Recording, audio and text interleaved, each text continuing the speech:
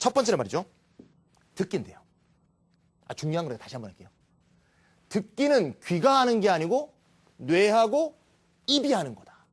한번 따라해볼까요? I work 일하는 거 알죠? out work 일한다. out 바깥에서. 이렇게 뇌가 알고 있다면 어떻게 들었다고 한들 맞출 수 있겠습니까? work out이 do exercise 운동하다거든요. 그래서 뇌가 매우 중요한 거야. 제가 가르치는 학생 중에서 말이죠. 이런 학생이 있어요. 발음을 전부 독일식으로 해. 트헤라페우틱. 너 왜 그렇게 읽니? 제가 물어봤어요. 그랬더니 단어 시험 통과하려고요. 이놈은 이거를 트헤라푸에틱 해서 통과해서 집에 가려고 하는 것을 6년 동안 하다 보니까 이게 굳어진 거야. 그러면 성우가 테라퓨틱이라고 읽어준다 한들 귀가 그거를 들었다고 한들 어떻게 그게 정보로 제대로 입력되겠어? 내가 말이 입이 엉터리로 하고 있는데. 다시 한번 제가 명제 반복할게요. 듣기는 뭐다? 귀가 하는 게 아니고 뇌에 정보가 제대로 들어있어야 되고 그 정보에 들어있을 단어와 발음과 표현이 정확한 발음으로 입으로 표현되고 있어야 된다고.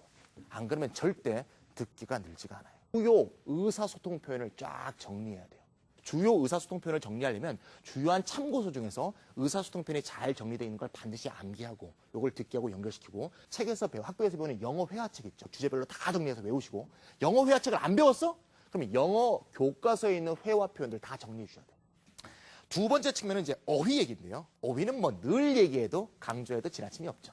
혼동되는 어휘는 반드시 어떤 어원적으로 측면에서 같은 어원에 다 있어요. 이 점을 항상 알면서 또 알아내려고 하면서 알아낼 수 있는 적절한 교재와 방법론을 가지고 공부를 해줘야 된다는 거예요. 세 번째 측면에서는 제가 이제 어법 얘기를 하려는데 수능에서 어법 문제 몇 문제 나오죠? 학생들? 어법 문제를 30일 남아서 대비할 때는 출제자의 머리 꼭대기 위에서 놀아야 돼요. 이거는 문제 푸는 거나 학습하는 거에서 뭘 요구하나 하면 문제의 밑줄이 딱 그어져 있을 때 이 밑줄이 얘가 왜 출제했는가 출제 의도를 먼저 딱 생각해야 돼요. 위에서. 맞은 문제보다 틀린 문제가 더 위험할 뿐만 아니라 맞은 문제 중에서도 다른 게 왜 답이 아닌가를 알아야 되거든요. 답이 중요한 것만 아니라 답이 아닌 이유를 알고 있어야 다시 안 틀린단 말입니다.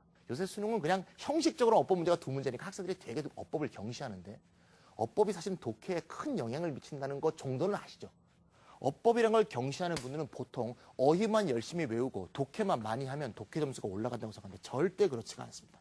요점을 잘 기억하시고 어법이 두 문제가 아니고 어법이 33문제가 될 수도 있다. 요점 잊지 않아주시면 좋겠어요.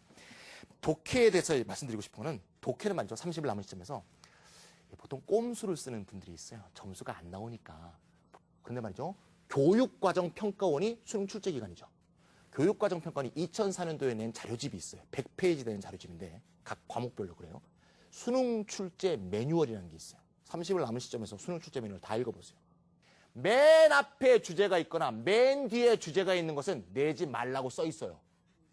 꼼수를 써서 독해 문제를 풀려고 그러면 무조건 안 돼요.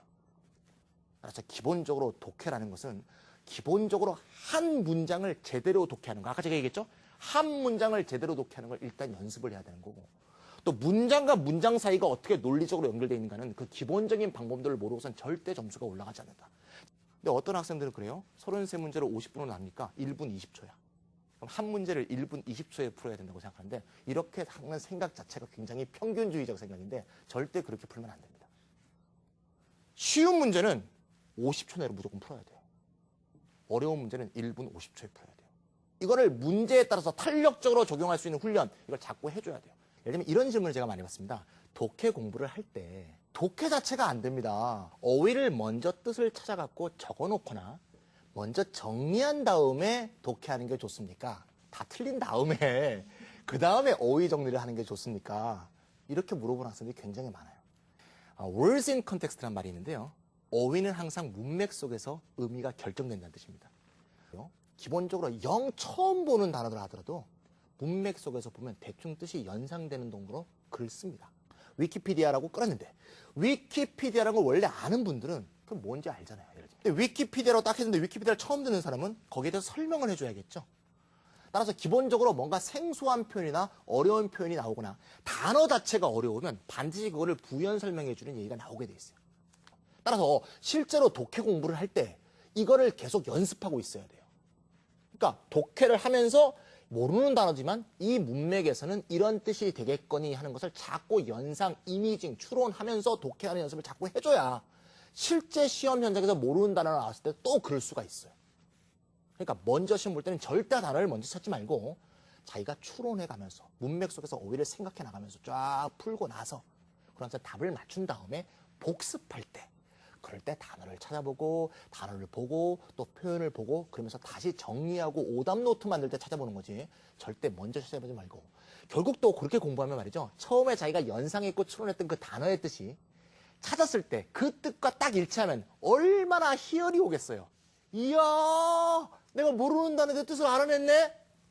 요럴 때 호기심이 하나 더 생기고 재미가 짝짝 붙으면서 공부의 계기가 딱딱 생기거든요. 그러니까 반드시 그렇게 공부해야 하는 점을 잊지 마시고 반드시 공부할 때 실천해 주시기 바랍니다.